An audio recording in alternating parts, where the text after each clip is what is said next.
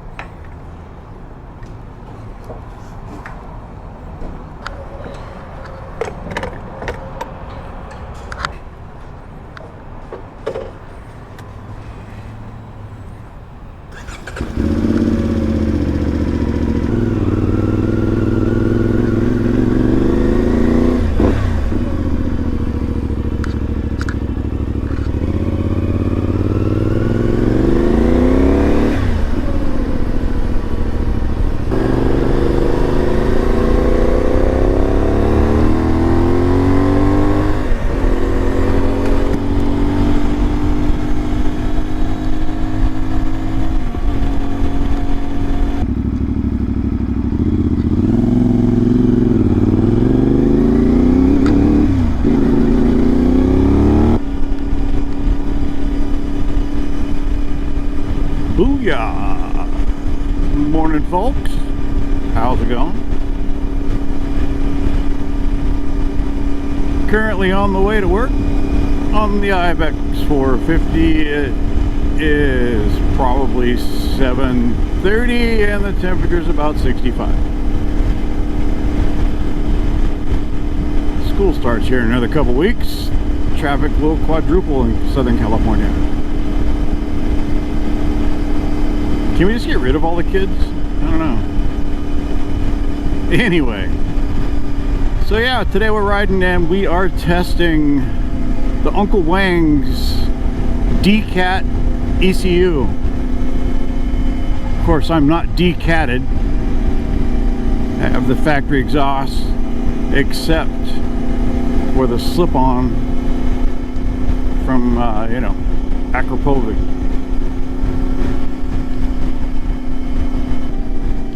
And so far so good. It starts right up this morning, and well, that's fuel injected, so of course it did. Warm up seems normal. It's smooth as butter. I don't know. We shall see once it warms up if there's a little bit of stutter left. I have a feeling there won't be. You can feel it, but it seems to rear its head at about 180 degrees of engine temperature, so let's see. This bike really didn't have a stutter to speak of. I don't know if this one just runs smoother or some people are a little more picky about how their bike's running or something. I don't know. But even stock, this one was fine. I've ridden bikes with way worse stutter, you know, and part throttle stutter, so I don't know.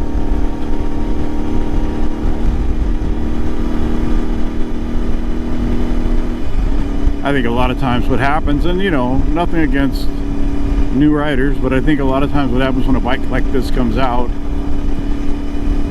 you have a bunch of new riders that just don't know. Notice the same thing in Versus 300 forums, things that people would complain about is like, well, adjust the clutch, adjust the brake, don't do that. But yeah, I wonder sometimes if a lot of internet hype comes from, and then again, maybe there are bikes that stutter really bad. I don't know. I'm just, all I have to compare to is this one, and this one does not. And now, so far, it doesn't at all. It's perfectly smooth. When you lit off, there's a nice transition to engine braking, decel, not an abrupt throttle cut. It did have that before, and that seems to be gone. We're at about 172 degrees here so far.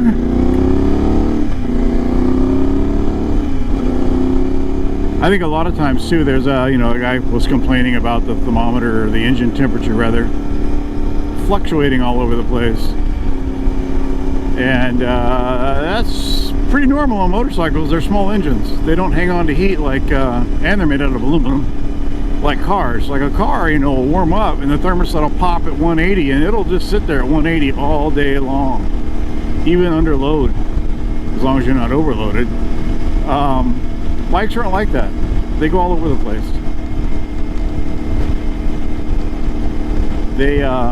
They fluctuate a lot based on ambient temperature and use. That's just bikes. Like I said, the engines are small and they're made out of aluminum. Aluminum.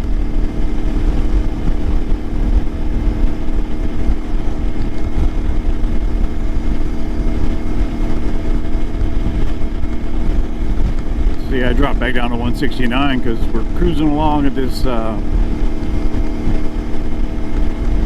beautiful temperature of 68 degrees.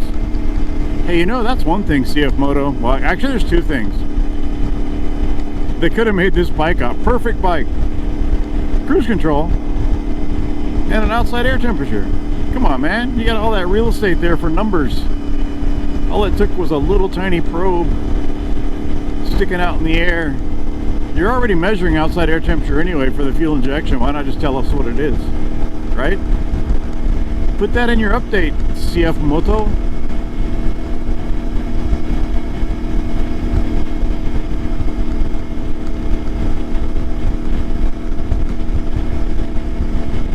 A lot of people asking about springs and spring rates and what they should do to the suspension, and I say just ride the bike. Don't make any changes until you find fault with something and it needs to be addressed. Don't mod to mod. The reason I say that is 9 times out of 10 a mod isn't much better than stock and it adds weight. So yeah, I'm 200 pounds and I'm fine with this spring rate, the stock spring rate. I think like one guy was saying on the forums that you know, the front end was too harsh. Every little bump he feels solid jolts through his shoulder blades, elbows, etc. I'm like, dude, play with your freaking compression damping.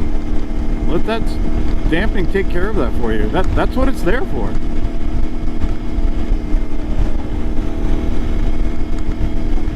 I am happy that the Chinese, when they built this bike, they put a spring rate on it that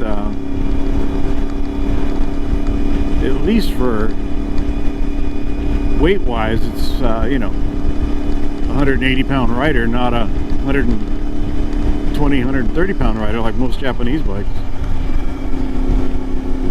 Almost every single Japanese bike, dual sport and or adventure, needs spring work. Because I don't know what size human they base their spring rate on, but it ain't American. But this one seems to be set up for Americans.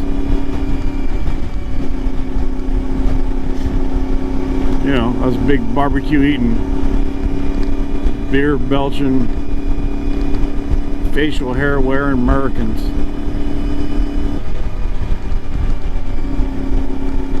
Just getting out of the throttle and kind of rolling it back on. The transition is smoother than it was before, for sure. The Carpy Ride 5-inch, pretty cheap. You know, less than 200 bucks. You got your little 5-inch screen there, and you can use Gaia or whatever, because I believe your iPhone apps show up on the screen, right? And if you have all the maps downloaded on your phone, they should show up on the screen. I have all the man, my phone didn't charge last night. Ain't that a bee? I have all the western half anyway, the BDR routes downloaded and imported into Google Maps, so they follow me wherever I go. And then I have them downloaded into my phone as well, so that in those cases where I don't have a signal, Jesus Christ, those cases I don't have a signal,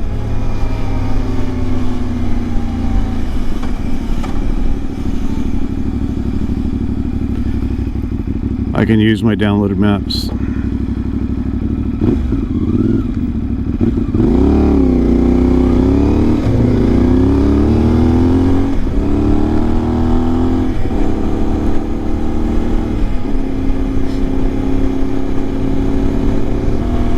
We're up to 187 on the temperature, just sitting there idling a little bit. Bike's still pretty smooth. Still running the stock tires. They are so nice on this new asphalt.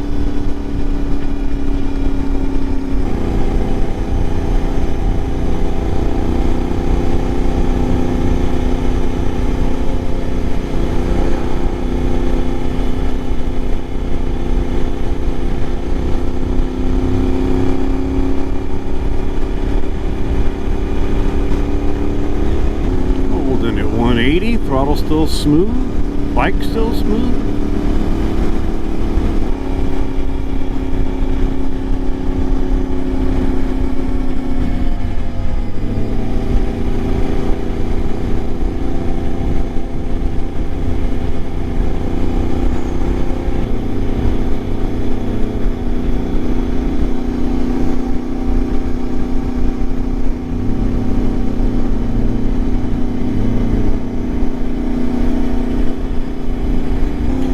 Supposed to be a hot one today, looks like it.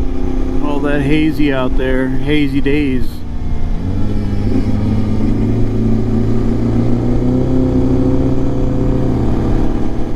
I think they're looking at 100 this afternoon.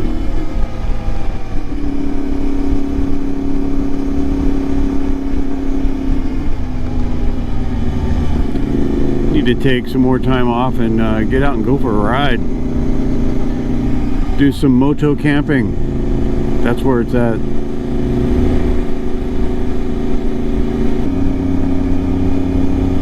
.790 clutch springs are grabbing, just like they're supposed to.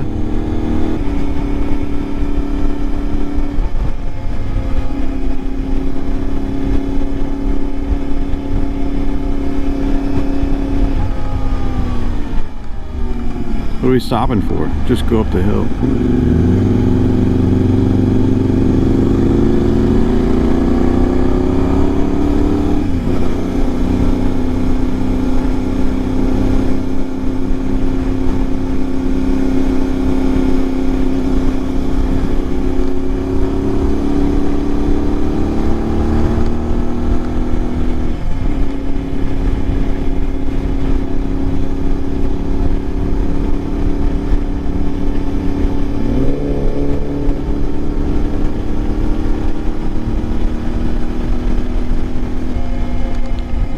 To like 190 degrees, and hard throttle's as smooth as butter.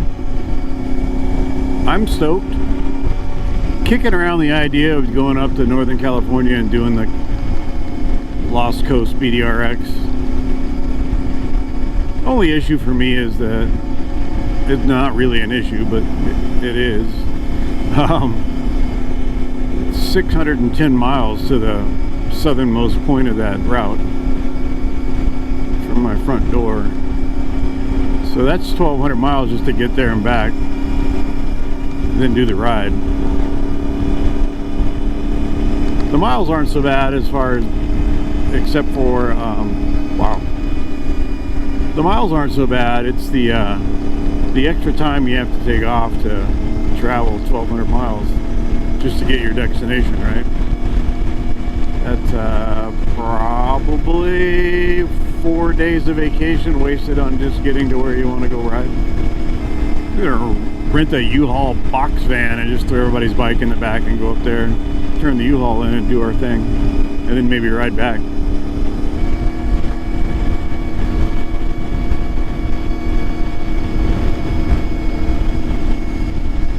What a pleasant motorcycle.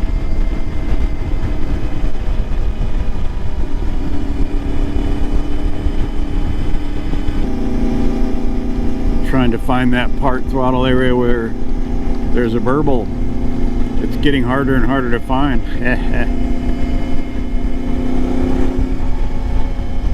Good job, Uncle Wang, getting rid of that. I wonder what Auntie Wang looks like.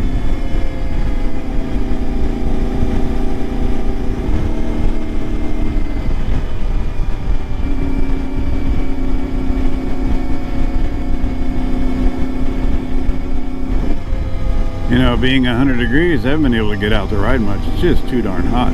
But it's really good. Really good for the soul to get out here and do a nice morning ride in the cool air. It's why we ride. Is it not? We're in the magic burble zone. About 3,200 RPM and up. Maybe 36, and if I try I can find it, but the on-off throttle is really smooth compared to the stock ECU, and that's really all I wanted. Part throttle hesitations can be kind of a pain off-road.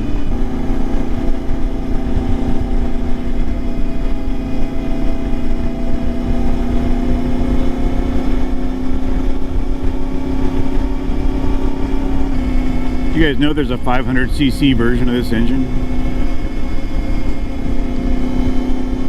I think the bore and the stroke is a little bit bigger. You can actually fit, I believe, the YouTube video I watched from China. You can put the 500 pistons right in here and run the stock stroke, but it only gains you like 25cc, so you'd have a 475, something like that. I believe that video I watched, the 500 cc crankshaft fits in here too. Would be interesting. I wouldn't be surprised if there's not already big bore kits out there.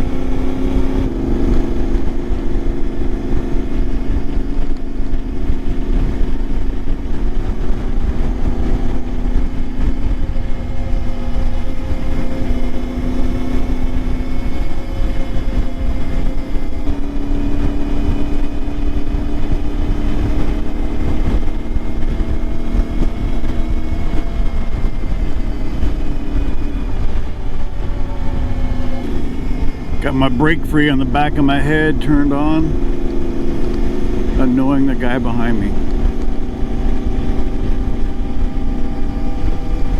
Hopefully not annoying him, but at least, you know, giving him an indication he wouldn't have when I'm decelling. This video is not sponsored by Brake Free, but I do like the device since I commute in this crap. Need all the help I can get, not getting run over, you know. Wonder if I have a C2C. Might have to pull over up here and go through my Moscow Moto Nat handlebar bag. Thing's awesome. Get one. Thank me later. Ditch the tank bag. And if you have more than one bike in your garage, you can move her from bike to bike. That was a very pink Ram 1500. She has a mobile petting zoo. Been behind her a couple times. So yeah, shout out for my, you know, mobile petting zoo buddy there that I see daily going back and forth to Orange County from Riverside. You know, something else I worked on was the microphone on this GoPro chin mount here. Last video was pretty bad. Hopefully this video's much better. Microphone placement was all goofed up. I had a broken mounting clip. The microphone was kind of hanging down closer to my chin, getting some air on it. Yada yada yada. Now it's up next to my mouth and hopefully working better. Anyway, we didn't talk about much on this ride. Just wanted to test out this Uncle Wangs, and it's getting 2 thumbs up for me. I've had it all over the temperature range so far, and there's just no part throttle burble at all anymore. The transition from on throttle, off throttle is what I would call normal. You're not going to get any better than that on any bike. It's just good. But yeah, if you made it this far, thanks for joining me on my ride to work this morning. Looks like we're still charging.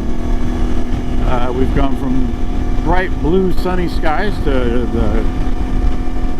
the June gloom doom over here on the coast. And anyway, you guys ride safe, be nice to each other, and maybe I'll see you out here.